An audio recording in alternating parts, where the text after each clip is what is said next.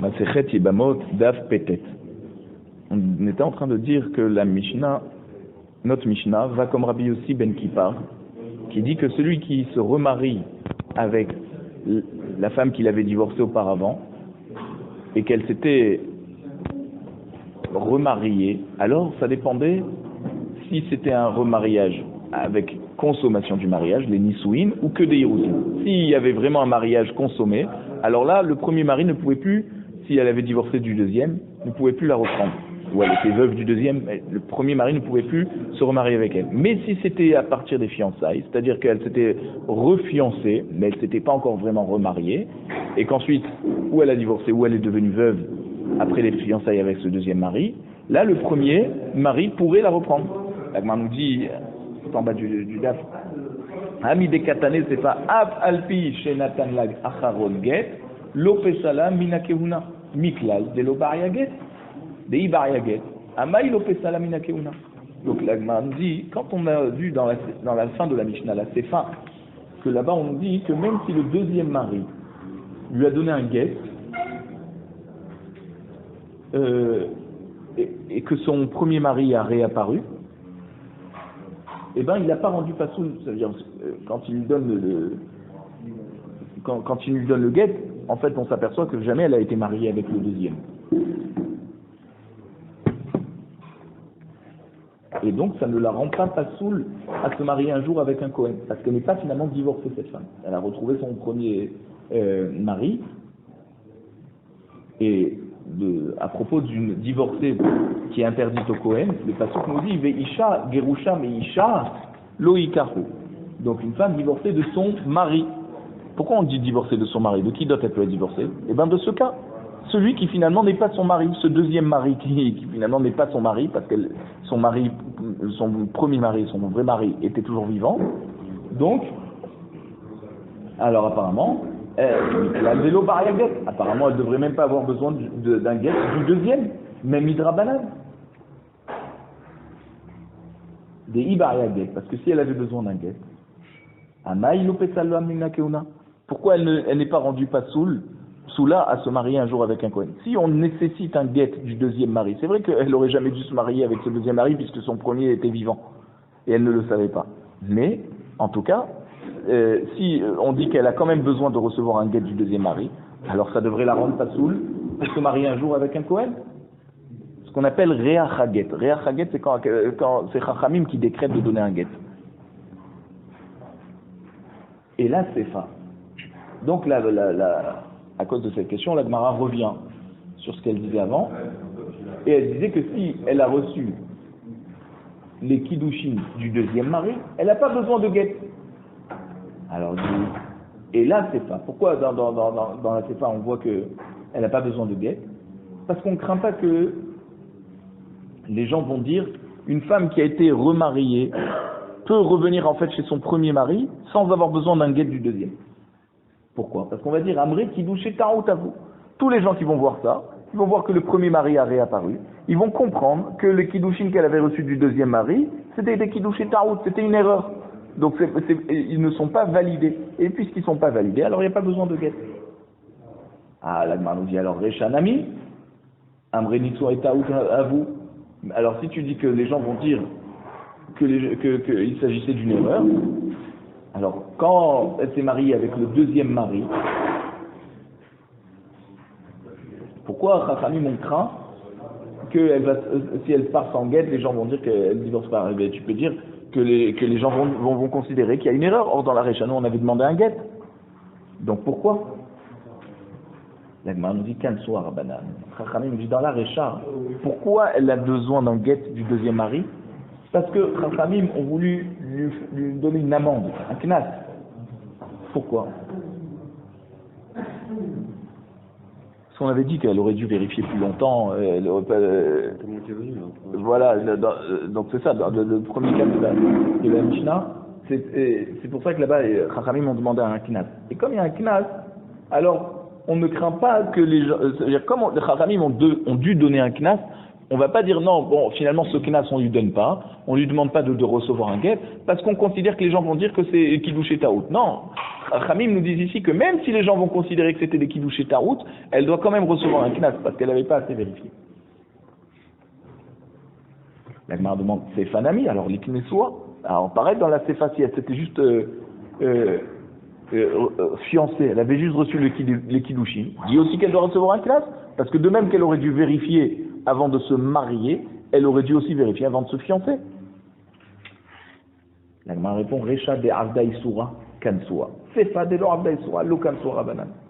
Chachamim nous disent, non, il y a une différence. Dans la Recha, quand elle s'est vraiment mariée, elle a été sous la choupa, là, la relation qu'elle avait eue avec ce deuxième, c'est une Avera. Alors que dans la Sefa, quand elle a juste reçu les Kiddushin, tant qu'elle n'est pas rentrée sous la choupa, elle n'a pas fait de Avera. Parce que comme son mari réapparaît, ben voilà, elle peut revenir chez son premier mari. Elle avait juste reçu les Kiddushin. Donc comme il n'y avait pas eu de consommation du mariage et qu'il n'y a pas eu d'Avera, donc Rachamim n'ont pas nécessité à lui donner un knas pour qu'elle puisse pas se marier avec un Kohen finalement.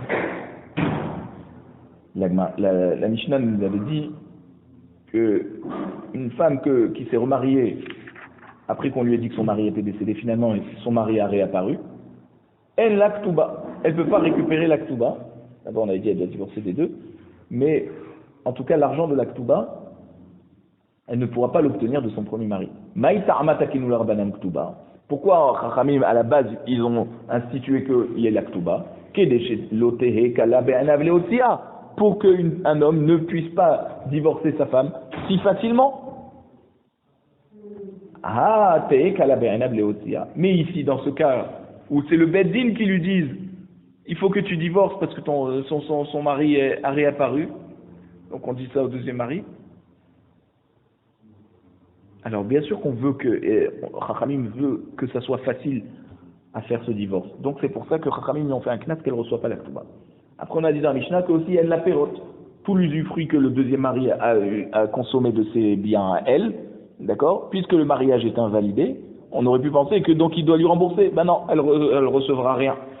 Vélo mésonotes, ni les mésonotes, la nourriture, qu'un mari doit nourrir sa femme. Et si jamais elle avait emprunté de l'argent pour pouvoir se nourrir, eh ben, c'est pas le mari qui doit rembourser, c'est elle qui devra rembourser ses propres dettes. Vélo bella haute, si elle avait fait rentrer dans le foyer des vêtements, alors là-bas, même si c'est des vêtements vieux, que normalement elle peut le reprendre, même si c'est des vêtements qui ne sont pas vieux, qui doivent rester avec lui, dans tous les cas, elle doit tout laisser, elle doit partir sans rien. C'est-à-dire même les bella haute, elle doit les laisser chez le deuxième mari. Et Chachamim nous dit pourquoi on lui a donné des knas dans tous ces cas. Parce que ce sont des conséquences de l'aktuba. Puisqu'elle ne reçoit pas l'aktuba, alors toutes les conséquences de l'aktuba aussi elle ne reçoit pas. Et donc les mésonotes elle ne reçoit pas, les pérotes aussi elle ne reçoit pas. La Mishnah nous dit natla misé ou misé. Maintenant si elle a pris quand même l'aktuba, ou l'usufruit, ou une des choses, ou les vêtements, que Chachamim lui ont donné un knas autant du premier mari que du deuxième mari, alors elle doit rendre. Pshita, la Gemara, bien évidemment qu'elle doit rendre. Qu'est-ce que ça veut dire? La Gemara répond non. Maoudetema kevan de tafsa lomapkinal mina kamashman.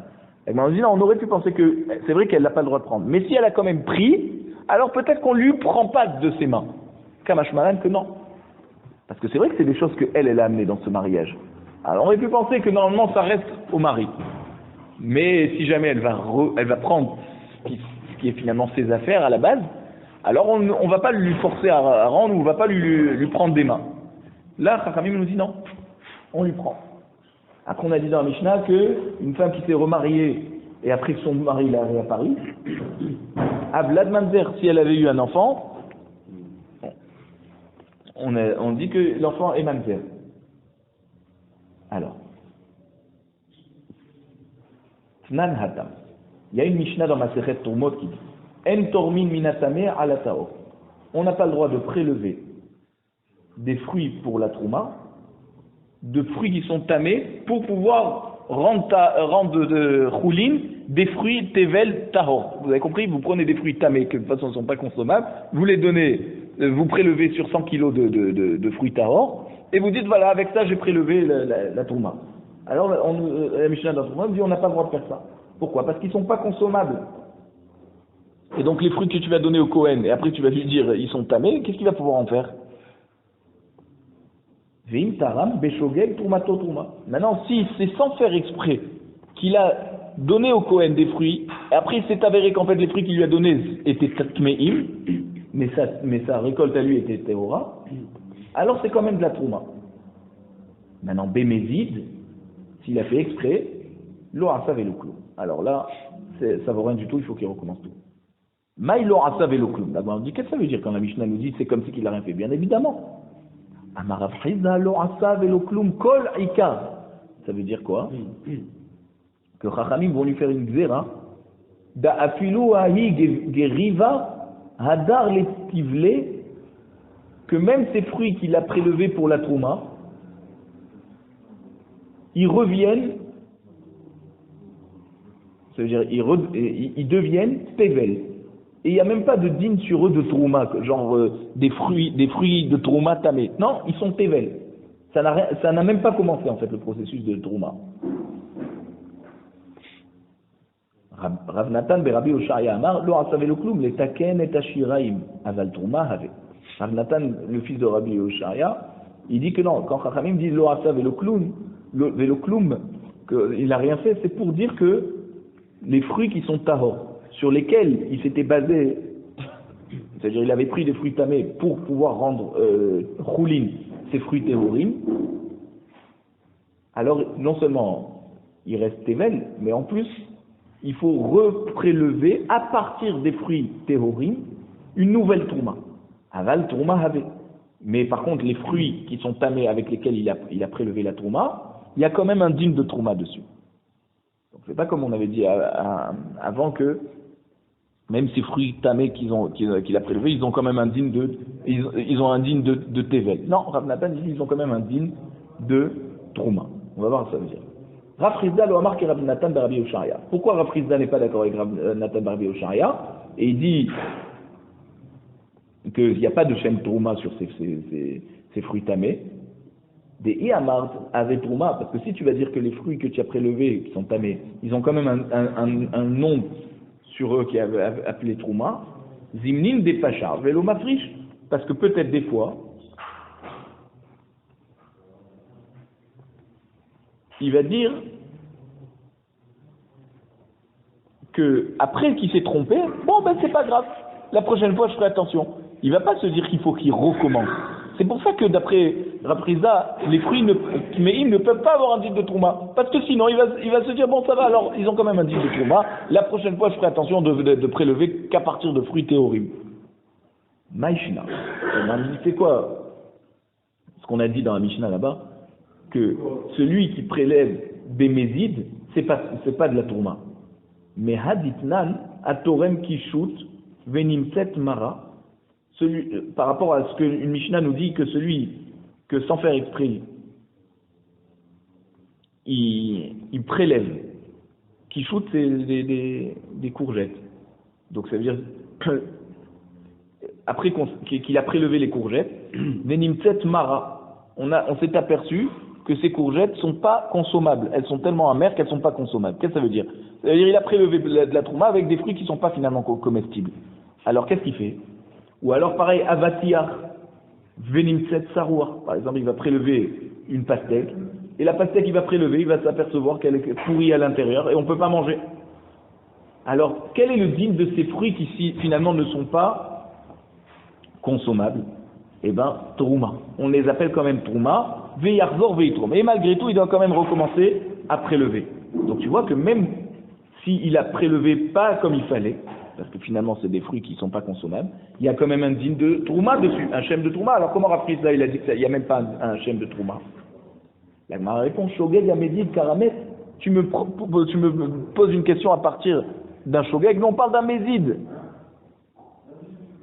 C'est-à-dire, quand il a prélevé de la trouma qui n'est pas consommable, mais il n'a pas fait exprès, il dit comment il pouvait savoir? C'est des Shogeg.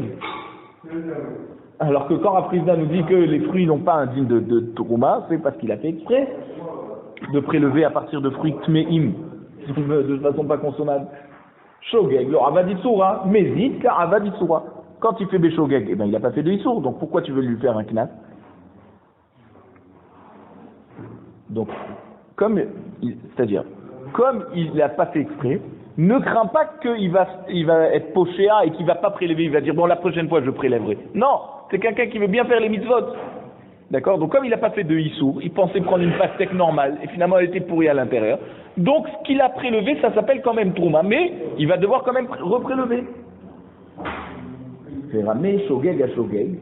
Alors il dit, si tu veux, je te pose une question d'un cas de Shogeg par rapport à un autre cas de Shogeg. Et tu vas voir qu'il y a une différence.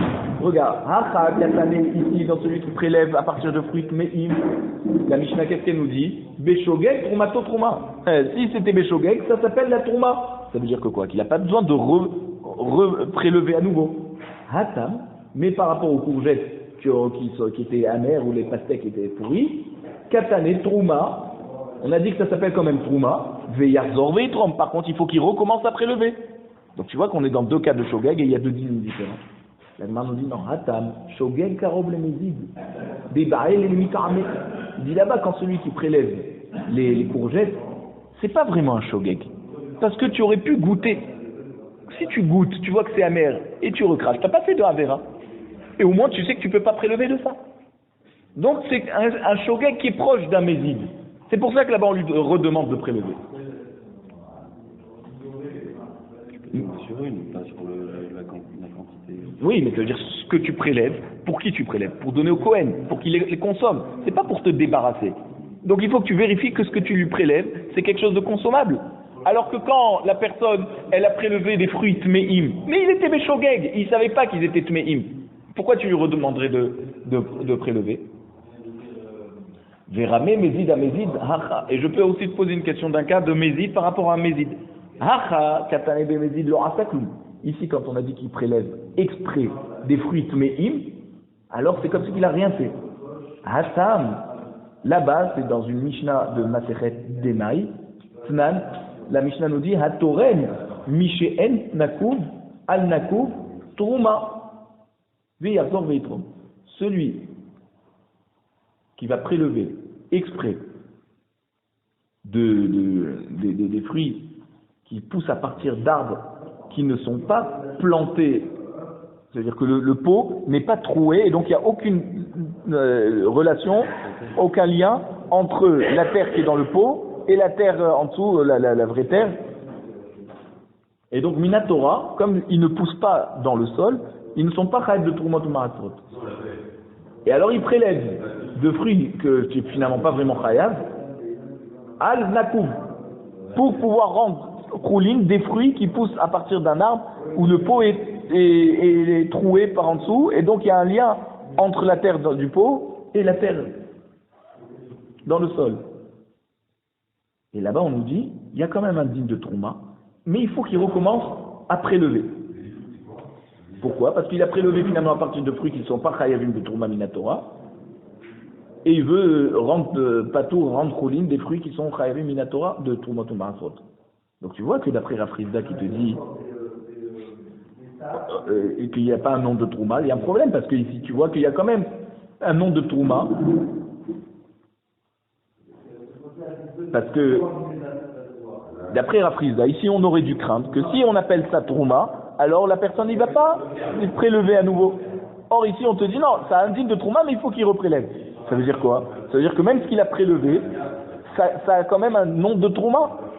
Ah, mais d'après Rafrizda, ça ne devrait pas s'appeler Trouma, parce qu'on craint que si tu lui dis que ça va s'appeler Trouma, il va pas prélever. L'Agmara répond Bitre Mané. Ici on parle de deux kélim différents. Un, il y a un pot qui est troué, l'autre c'est un pot qui n'est pas troué. Ça y est, là il va écouter nos paroles des Chachamim et il va reprélever. Parce qu'on va lui montrer que c'est deux cas différents. Tu as un pot tamé, un pot troué et un pot pas troué. Par contre, lorsqu'il prélève à partir de fruits, mais im pour rendre khoulin des fruits théorim, Behad Mana, ici c'est dans le même Kéli. L'autre Sayed. Alors là, il ne va pas écouter Chachamim quand ils vont lui demander de reprélever. C'est pour ça que d'après Rafrizda, ce qu'il aura prélevé, ça ne s'appellera pas de la Trouma. Ou le Rav Natan de Rabbi Oshaya, d'après Rabbi Nathan, le fils de Rabbi Oshaya, qui dit que ça s'appelle quand même Trouma. Des Amar lo asav elokloum, les taken shiraim, aval Trouma ave. Que quand Chachamim ont dit c'est comme si qu'il a rien fait, c'est pour dire que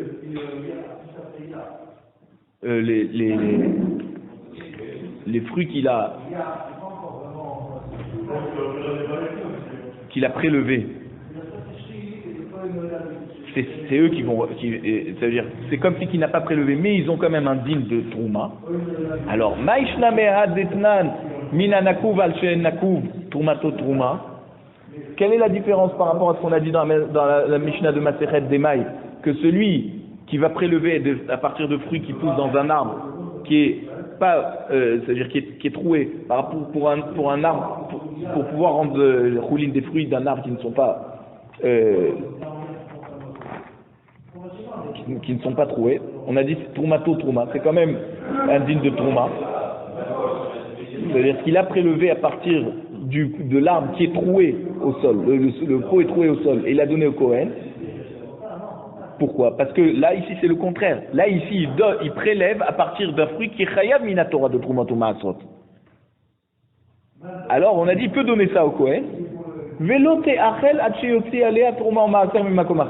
Et par contre, le Kohen ne les mangera pas tant qu'il n'aura pas reprélevé à nouveau pour ces fruits d'un pot qui n'est pas troué, que là-bas c'est pas Minatora. Donc tu vois que même quelqu'un qui n'a pas prélevé comme il fallait, et que donc c'est comme un tevel, et il faut reprélever. Alors pourquoi, quand il a prélevé d'un tamé pour un taor, Rav Nathan Bar Yoshai, elle a dit ça s'appelle quand même Trouma, et ça s'appelle pas tevel? Parce que s'il pensait que c'était tevel, alors nous on craint que le Kohen, il va se dire que je peux rien en faire. Alors qu'est-ce que je vais faire? Je vais le brûler, comme n'importe quelle Trouma Tmea qu'on a le droit de la brûler. Or ici, c'est de la Trouma Tmea qu'on doit brûler, mais du tevel tamé, on n'a pas le droit de brûler. Donc il va se tromper. Alors comment c'est possible que d'un côté on dit que ça s'appelle la Trouma, mais il faut quand même qu'il reprélève, et quand c'est pour tamé, on dit que non, ça s'appelle pas Trouma. Et d'après Rabbi Nathan Bar Yoshaya, lui il dit que non, il y a quand même un digne de Trouma sur quelque chose qu'il a prélevé alors que c'est tamé. Alors non, ça devrait pas s'appeler Trouma, puisque tu vois qu'il y a quand même une incidence si le Kohen pourra brûler ça ou pas. Sha'ane acha. Parce que si tu dis que c'est Trouma, le Kohen il peut brûler. Si tu dis que c'est pas Trouma, le Kohen il peut pas brûler. Donc comment tu me dis alors que d'après Rabbi Yoshaya Bar Yoshaya, ça s'appelle quand même Trouma et c'est pas Tevel. Et attends, il va brûler. La Gemara répond Sha'ane acha. Dimdeoraita Trouma me aliyatahi. La répond non, finalement, quelqu'un qui prélève du tamé pour du taor, Minatora, ça s'appelle de la tourma. Parce qu'il y a vraiment un nom de tourma qui s'installe sur ces fruits. Et donc c'est pour ça que le Kohen, Minatora, il a le droit de brûler cette tourma tméa. Mais celui qui prélève à partir d'un arbre, que le pot est troué, pour un arbre qui n'est pas troué, Minatora, ce qu'il a prélevé, ça ne vaut rien. Pourquoi? Parce que les fruits qui poussent sur un arbre qui n'est pas troué ne sont pas chayav de Troumato Maasrot. Or toi tu prélèves à partir d'un fruit, de fruits d'un arbre troué pour des fruits qui finalement ne sont même pas chayav de Troumato Maasrot. Alors là, c'est pour ça que là, il y a une différence. Minatora là-bas ça n'a même pas commencé. Donc c'est pour ça que ça va pas s'appeler Troumato Maasrot. Alors Edmar nous explique. Pourquoi quand quelqu'un il prélève à partir de fruits tamés pour rendre choulin des fruits théorim, Minatora, il y a quand même, comme on a dit, Trouma me aliyatai. Pourquoi? Comme il a voulu dire Rabbi Ilai, Dama Rabbi Ilai minaïn, la Torah minara la yafa chez Troumato Trouma. D'où on sait que quelqu'un qui va prélever à partir d'une récolte qui n'est pas très bonne, pour rendre choulin une récolte très bonne, et on va dire que ça s'appelle quand même la Trouma, dire si vélo isu ala bchet ba'arimchem et chelbo mimenu. Parce que dans le passouk de la Trouma, on dit que si on a prélevé les meilleurs fruits, Alors, pour les meilleurs, c'est-à-dire on a laissé les meilleurs fruits, alors on n'a pas fait de Avera. Ça veut dire que, au contraire, si tu as mis les meilleurs fruits, tu n'as pas pris d'Avera. Donc ça veut dire que si tu ne prends pas les bons fruits, tu ne prends pas les meilleurs fruits pour faire la Trouma, tu as fait une Avera. Veim en kadosh, nesi utret lama. Et quand il va prélever des fruits qui ne sont pas bons, alors ce qu'il a prélevé n'est pas censé s'appeler kadosh, et donc c'est pas de la Trouma. Alors pourquoi, si c'est pas de la Trouma, pourquoi il a une faute? Mimanafcha, ou c'est de la Trouma et c'est bon, ou c'est pas de la Trouma et alors il n'a pas fait de Avera. Il faut qu'il recommence. Donc de là vient nous dire Abilaï, Mika natore minara ala efa chez Troumato Trouma. Pour nous dire que non, finalement, quand il va prélever avec des mauvais fruits, ça va s'appeler quand même de la Trouma. Mais il aura fait une Avera. Donc pareil, quand quelqu'un il prélève des fruits téméim pour rendre choulin des fruits théorim, ça va quand même s'appeler de la Trouma, mais il a fait une Avera. Alors, maintenant on a un problème avec Rav Frisda. Parce que lui, Chachamim ont institué que celui qui prélève de Tamé pour Taor, alors il n'y a même pas de din de Trouma. Il n'y a même pas de nom de Trouma. Amar les Rabba les Rav Frisda. Les Didar de Amad lo asavelo klum kol ikar. D'après toi, Rav Frisda, qui dit que celui qui t'aurait met à Tamé à la Tahor, il n'a rien fait, il n'y a même pas un nom de Trouma. D'Afilou ou Geriva, même si ses fruits, il les a prélevés, il les a appelés Trouma, Hadar les Tivlé, ils redeviennent Tevel d'après toi. Alors, Maïta'ama, pourquoi Xera, tu vas dire, pourquoi on fait ça? Parce que si on donne un nom de Trouma sur les fruits qu'il a prélevés, alors Dilma Pacha Velo Mafriche, peut-être il va être négligent, et il ne va pas reprélever à nouveau. Il va dire non, il y a quand même un din de Trouma sur ce que j'ai prélevé. Alors là, je peux te poser une question. Mi ika midi de midoraïta avec Trouma ou mishum dilma pacha apkoua rabanan echouim. Est-ce que c'est possible que quelque chose est validé minatora, mais que parce que Chachamim craignent qu'il ne va pas reprélever, alors Chachamim ont enlevé toute sa récolte qui était devenue choulin minatora, et ils vont dire que les fruits redeviennent tevel. Maintenant, quand ils redeviennent tevel, ils ne reviennent pas tevel min drabanan, ils redeviennent tevel minatora. Comment Chachamim peuvent faire ça? Beddin matnin la accord d'avar minatora. Est-ce qu'un beddin peut décider d'instituer, d'enlever quelque chose qui a été validé minatora? Amarle ve'atlo tisbera, il dit quoi? Toi, tu ne penses pas que Chachamim peuvent enlever quelque chose minatora? Ve'atnan, voici que la Mishnah nous dit qu'un homme qui est parti de l'autre côté de la mer et qu'on lui dit à sa femme, ton mari est décédé, elle se remarie et ensuite le premier revient. Chachamim ont fait un knas, ils ont dit à Vlad mamzer. Misé ou misé, ça veut dire que l'enfant est mamzer, soit qu'il est du premier mari après qu'il est revenu, soit qu'il est venu du deuxième mari, avant que... Elle est tombée enceinte avant que le mari est revenu. Alors, Bishlama, Micheni mamzer, la Gemara dit, je comprends que l'enfant du deuxième mari, il est considéré comme mamzer minatora. Pourquoi? Parce que quand elle a une relation avec le deuxième mari, elle était encore l'épouse de son premier mari puisqu'il était vivant. Juste elle croyait qu'il était mort, mais il était encore vivant. Donc je comprends que l'enfant est mamzer. Et là, Mirichon, Amaï, mais quand le premier mari revient, on lui dit non, tu peux pas te remarier avec elle. Et malgré tout, il va avec elle, il lui fait un enfant, tu dis que c'est mamzer. Ishtoï, c'est sa femme. Ve Israël, mais Aliaou, non, c'est un enfant qui est Israël 100%, il n'est pas mamzer. Donc tu vois que si Chachamim ont décrété qu'il est quand même mamzer, Veka Sharinan, l'ébé mamzeret. C'est-à-dire par le fait que les Chachamim ont dit que cet enfant est quand même mamzer, il pourra se marier avec une mamzeret. Donc Chachamim ont enlevé quelque chose de Minatora pour le rendre mamzer et qui va pouvoir se marier avec une mamzeret alors que s'il était Israël, ça aurait été un Minatora pour lui de se marier avec une mamzeret. Donc est-ce que tu es étonné quand tu me poses la question, est-ce que Chachamim ils peuvent lever quelque chose Minatora? Mais oui, de notre Mishnah tu peux voir ça. À Marley. Alors il répond Rabba Rav Frisda. Il dit non, pourquoi on a dit que l'enfant du premier mari il s'appelle quand même mamzer? C'est pas qu'on a enlevé quelque chose minatora, alors que cet enfant devrait être kasher. Après Amar Shmuel. Shmuel nous a expliqué comme ça, que l'enfant du premier mari, assour be mamzeret. Il est quand même assour de se marier avec une mamzeret. Ça veut dire, Chachamim l'ont considéré comme mamzer, mais attention, lui ne pourra pas se marier avec une mamzeret. C'est seulement un mamzer minatora qui peut se marier avec une mamzeret. Vechen qui ata Ravin amar Rabbi Yochanan asoube mamzeret. Et Ravin aussi, quand il est venu d'Eretz Israël à Babel, il leur a dit aussi, au nom de Rabbi Yochanan, que c'est assour pour lui de se marier avec une mamzeret. Ve'amai kareli mamzer. Alors pourquoi on l'appelle mamzer? Les osoro bevat Israël. Pour lui interdire de se marier avec une bat Israël. Celui-là, il est bloqué. C'est encore pire qu'un mamzer, parce qu'un mamzer, au moins, il peut trouver une mamzeret. Lui, il est bloqué par tous les niveaux. Et c'est justement pour ça que Chachamim ont fait une xéra tellement forte, pour que le premier mari ne retournera pas avec sa femme. Shalach le Rav Prizda le Rabba. Alors Rav Prizda a posé une question à Rabba.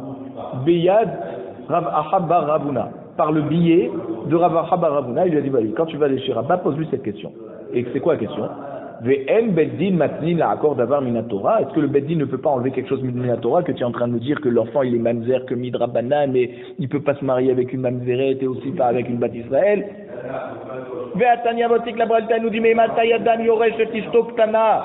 À partir de quand un homme peut hériter sa femme qui était ktana? Ça veut dire elle n'était pas adulte quand elle est décédée, elle avait moins de 12 ans. D'où on sait que le mari l'hérite, et c'est pas ses frères et sa mère à elle qui l'héritent.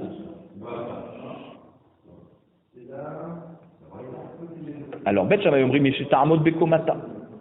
Bet Shammai nous dit, c'est un homme peut hériter sa femme à partir du moment où elle a la bonne taille, c'est-à-dire elle a les simanim d'être une grande fille. Quand elle est ktana, non. Quand elle va grandir, dès qu'elle va avoir 12 ans et qu'elle va avoir des poils, au moins minimum 2 poils, alors le mari pourra l'hériter. Ou Bet Hillel Omri, non, Bet Hillel dit non, Mishiti Kanet la choupa, du moment où elle est rentrée sous la choupa, même si elle a 8 ans, elle n'est pas du tout en âge d'être bat mitzvah, eh ben le mari peut l'hériter, parce qu'elle est sa femme. Rabbi Eliezer Omer, Misheti Ba'el, Rabbi Eliezer dit non, même si elle a été sous la choupa, c'est pas encore suffisant. C'est quand elle aura une relation avec son mari que là il pourra hériter si elle meurt. Veyorcha ou mitamela, ça veut dire non seulement le mari hérite, c'est bien à elle, mais ensuite aussi s'il est Cohen et qu'elle meurt, il doit se rendre tamé pour l'enterrer. Veocheled begino trouma, et même qu'elle est ktana, elle peut quand même manger de la trouma avec lui, comme quand ils sont mariés, si c'est un Cohen le mari, elle peut manger de la trouma. Alors la Gemara explique maintenant la vie de chacun des Tanaïm. D'abord Bet Shammai. Bet Shammai Omri Mishet Tarmot Bekumata. On a dit il faut qu'elle soit, ça veut dire qu'elle soit en âge d'être une femme, donc 12 ans, et qu'elle ait les simanim de puberté. Afalgat elonirnesa la choupa. Même qu'il y a juste les fiançailles. Et elle n'est même pas encore entrée sous la choupa, d'après Bet Shammai. Ema Mishetarmot Bekomata, Vetikanes la choupa. Non, il ne faut pas dire comme ça. Il faut dire qu'il faut qu'elle ait les simanim de puberté, mais aussi qu'elle soit passée par la choupa.